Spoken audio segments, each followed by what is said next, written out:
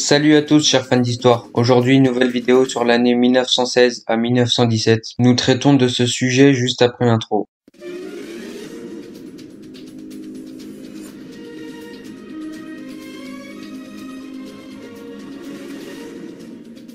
Ce fut un tournant décisif, à Verdun, mais aussi dans la Somme, dans les Balkans ou sur la mer. Le conflit change de nature et s'inscrit au cœur d'une stratégie mondiale. L'année 1916 est une année charnière de la Première Guerre mondiale. Pour les Français et les Allemands, elle est associée au souvenir de Verdun, l'une des batailles les plus longues de 10 mois de la Grande Guerre. Dans la mémoire collective britannique, le 1er juillet 1916 reste un événement traumatique. Le premier jour de la bataille de la Somme est le plus meurtrier de toute l'histoire militaire anglaise, avec 20 000 morts pour cette seule journée. La guerre industrielle semble alors porter à son paroxysme, avec ses conséquences irréparables sur les combattants et sur les paysages. Sur le front oriental, les troupes russes conduites par Brusilov enfoncent les lignes austro-hongroises en juin 1916 avant de s'enliser face aux Allemands. 1916, année des batailles. Avant d'en faire le symbole même de la guerre totale, au risque d'oublier par exemple que les 18 premiers mois du conflit furent les plus coûteux en vie humaine, il faut commencer par prendre un peu de recul et replacer ces événements dans la chronologie globale de la Première Guerre mondiale. 1916 s'explique d'abord par l'échec des diverses stratégies mises en œuvre l'année précédente. À l'aube du 9 janvier 1916, débute la deuxième vague d'évacuation des troupes alliées du Cap L, soldant la défaite cinglante de Gallipoli contre les Ottomans. Première opération intégrée réunissant Français et Britanniques, cette campagne était supposée apporter la victoire aux Alliés en leur permettant de forcer les détroits de Dardanelles. Toute l'opération est une catastrophe. Quelques mois plus tard, en mai 1916, le journaliste australien Charles Bean publie The Anzac Book, une collection de témoignages recueillis auprès de combattants australiens et néo-zélandais. Le succès du livre est considérable. Avec ce premier monument littéraire en hommage aux soldats des Dardanelles, c'est la conscience d'une nation australienne moderne qui voit le jour. Mais il n'y a pas que Gallipoli que l'année 1915 a été désastreuse. Sur le front occidental également, les gains de part et d'autre ont été faibles. Puissance de feu. 1916 verra donc un engagement de troupes encore plus massif et un accroissement de la puissance de feu. Mais encore faut-il attraper à marche forcée le retard de la production d'armement. Début 1916, les états-majors manquent encore de l'Allemagne qui ne produisait que 38 pièces d'artillerie lourde par mois fin 1915, en fabrique 10 fois plus à l'automne 1916. L'accélération de la production est encore plus spectaculaire au Royaume-Uni. 90 canons par mois fin 1914, 3200 à l'été 1916. La France, qui multiplie sa production de canons lourds par 5 dans le premier semestre 1916, doit renvoyer d'urgence vers les usines d'armement les ouvriers qu'elle avait mobilisés en trop grand nombre au début de la guerre. Les efforts de l'industrie de guerre en France et en Grande-Bretagne ont notamment pour but de préparer une vaste offensive. Décidée à Chantilly en décembre 1915 par l'ensemble des alliés, français, britanniques, italiens et russes, c'est l'autre changement de l'année 1916. Les alliés cherchaient désormais à mieux coordonner leurs offensives, surtout depuis l'entrée en guerre de l'Italie à leur côté, en mai 1915. Sur le front occidental, les alliés sont divisés sur l'ampleur et le lieu de l'opération. Cette offensive conjointe sera-t-elle précédée d'une série d'assauts localisés, comme le souhaite Joffre avec sa stratégie de grignotage? Finalement, un compromis est conclu. Français et Britanniques attaqueront les Allemands dans la Somme. Dans le même temps, l'état-major allemand est partagé entre ceux qui veulent poursuivre l'avancée vers l'Est après la série de victoires militaires de Tannenberg du 27 au 31 août 1914 et à Gorlice-Tarnow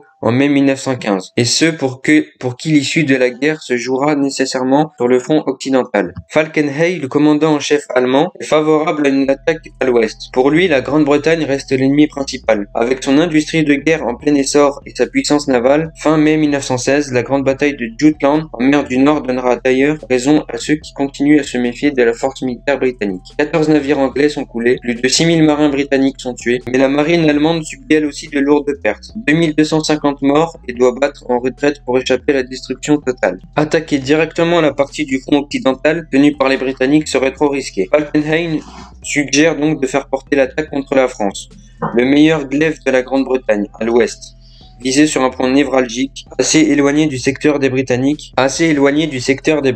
pour que ceux-ci ne puissent pas venir au secours des Français. La citadelle de Verdun. Attaquer Verdun a un double objectif pour les Allemands. Renouer coûte que coûte avec la guerre de mouvement pour améliorer le moral des troupes et réduire le salient de Verdun qui menace potentiellement toute nouvelle offensive allemande. L'opération Gericht, qui commence le 21 février 1916, sera un affrontement d'un type nouveau. De Verdun, on a souvent dit que la bataille était la seule un condensé de la Grande Guerre. De son intention intensité, de sa violence meurtrière, de son impact sur l'esprit national, de sa place dans la mémoire collective, une bataille totale. En quelque sorte, sur un terrain relativement circonscrit, mais d'une durée inédite dans l'histoire militaire occidentale. Durant 10 mois, les combattants sont exposés au feu presque incessant de l'artillerie lourde. On ne saurait cependant résumer la bataille de Verdun à un simple duel d'artillerie. Des combats en petites unités, parfois au corps à corps, eurent également lieu. Les anciennes forêts qui couvraient les Hautes de Meuse se transformaient en paysages lunaires. Siège en rase campagne. L'offensive sur Verdun en février a été un échec cinglant pour son concepteur, Falkenhayn, mais au moins son but restait clair. La prise d'une ville et de ses défenses. L'affrontement qui s'engage à partir de juillet 1916 dans la Somme n'a plus rien à voir avec la définition traditionnelle des batailles, dans la mesure où ses objectifs sont de moins en moins évidents à mesure que les combats s'éternisent. Le résultat est un désastre sans précédent. 1 200 000 de morts, blessés et disparus. Environ 430 000 pour les Allemands, autant pour les Britanniques, un peu moins pour les Français, 200 000 morts. L'ampleur des pertes britanniques le seul 1er juillet 1916 s'explique en partie par un nombre considérable de soldats tués côté britannique et par l'effondrement de la prise en charge sanitaire des blessés. Un tiers des morts de cette première journée de la bataille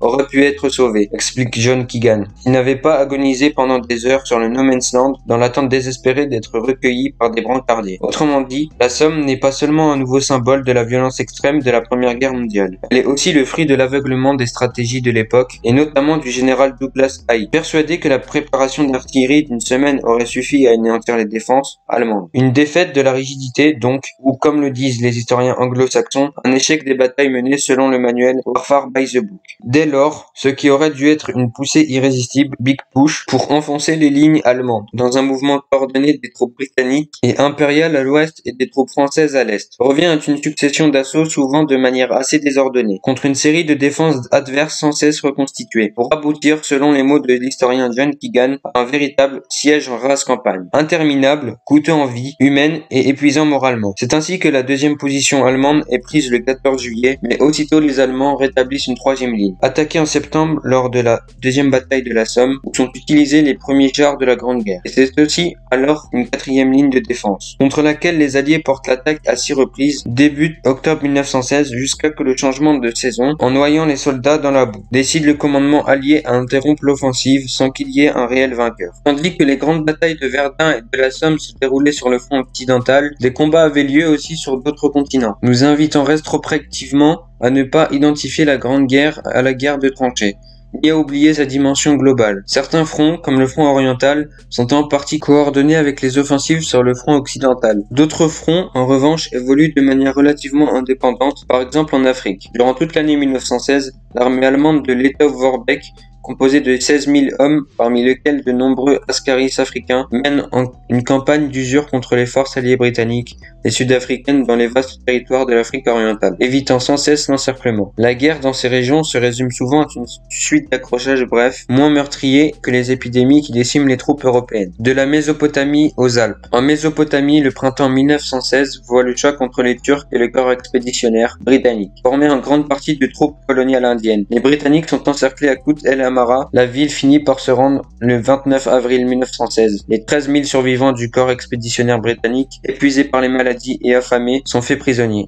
Un tiers ne reviendront jamais de captivité. Ce sont les Russes qui, lors de la prise d'Erzurum en janvier-février 1916, de Van et de Trabzon, avril 1916, infligeront une défaite sanglante aux Ottomans. Dans le même temps, le shérif Hussein prend la tête en juin 1916 d'une révolte arabe contre la domination ottomane, avec l'aide de l'officier de liaison britannique Thomas Edward Lawrence, plus connu sous le nom de Lawrence d'Arabie. Sur le front italien, Konrad von Hotzendorf, le chef de l'état-major autrichien, se lance au printemps 1916 dans une opération punitive contre l'ancien allié italien. Entré en guerre en 1915 aux côtés de la France et de la Grande-Bretagne, après avoir fait partie de la Triplice avec les puissances centrales. Ces combats d'une grande violence n'aboutissent à aucune percée décisive, mais provoquent des pertes importantes dans les rangs de l'armée italienne. Ils sont aussi un prix stratégique, puisqu'ils détournent plus de la moitié des 65 divisions autrichiennes vers le nord de l'Italie et affaiblissent en conséquence la capacité offensive des Autrichiens contre les Russes. Les troupes du tsar vont en profiter pour déclencher la grande contre-offensive décidée à Chantilly dès le mois de décembre 1915, dans le cas où l'un des alliés serait menacé, en l'occurrence la France depuis le début de la bataille de Verdun. Lancée le 4 juin 1916 sur un front de plus de 300 km, l'offensive Brusilov en Russie et en Autriche-Hongrie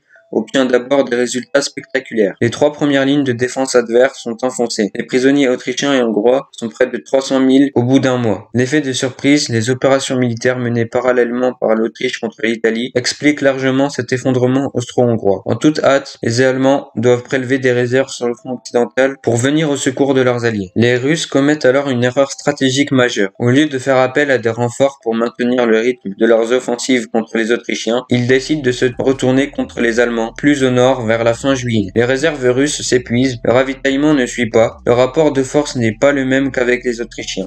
L'offensive russe se heurte à une résistance acharnée. Seul soulagement temporaire pour les Alliés. L'entrée en guerre à leur côté à la suite du traité de Bucarest du 27 août 1916 de la Roumanie, restée neutre en 1914. En contrepartie de sa participation au conflit, la Roumanie recevrait la Transylvanie et plusieurs autres territoires pris à la Hongrie. Avec ses 650 000 hommes, l'armée roumaine avait acquis une bonne réputation à la suite de ses succès contre les Bulgares lors de la seconde guerre balkanique de 1913. Mais elle restait mal équipée. Serait-elle entrée en guerre quelques mois plus tôt? Au moment du succès de l'offensive Brusilov, elle aurait pu sans doute affaiblir considérablement l'Empire austro-hongrois, peut-être même provoquer sa chute. Le 27 août 1916, il est trop tard. Brusilov n'a pas réussi à exploiter sa victoire initiale. Les troupes allemandes, dirigées par Falkenhayn, sont envoyées au secours des Austro-Hongrois. Une force conjointe formée de Bulgares et d'Allemands franchit la frontière méridionale de la Roumanie, sur le Danube, et marche sur Bucarest. La ville tombe le 6 décembre 1916. Sur le front oriental, comme dans les Balkans, les espoirs des Alliés laissent place, en cette fin d'année, à la désillusion. Avec l'occupation militaire allemande, sous la direction du général August von Mackensen, les puissances centrales mettent la main sur les ressources naturelles de la Roumanie. Une abondante production de céréales et surtout des exploitations pétrolière. En 1916, aucune des tentatives de forcer l'avantage d'un côté ou de l'autre de la ligne de front n'a abouti. Les attaques sont mieux coordonnées entre alliés, mais sans résultat concluant. L'Europe et ses colonies s'enfoncent dans une guerre qui dure maintenant depuis plus de 2 ans. Les batailles elles-mêmes s'étirent dans le temps, sans objectif précis, ne ressemblant plus au modèle classique qui prévalait encore à la fin du 19e siècle, affrontement entre 2 armées sur un espace relativement réduit, le champ de bataille, et dans un temps limité. Cette mort des batailles, si caractéristique de l'année 1916, s'accompagne d'une forme d'usure qui pèse d'abord sur les combattants, mais gagnera bientôt les fronts intérieurs en 1917 à 1918. Voilà, la vidéo touche à sa fin. Si vous aimez ce genre de vidéo, n'hésitez pas à vous abonner et à activer la cloche pour être notifié des prochaines vidéos. Et n'oubliez pas non plus de la liker si vous l'avez aimé. Pour finir, je vous ai créé une playlist sur la Grande Guerre mondiale pour que vous suiviez les épisodes. Je vous dis à dimanche prochain pour la prochaine vidéo.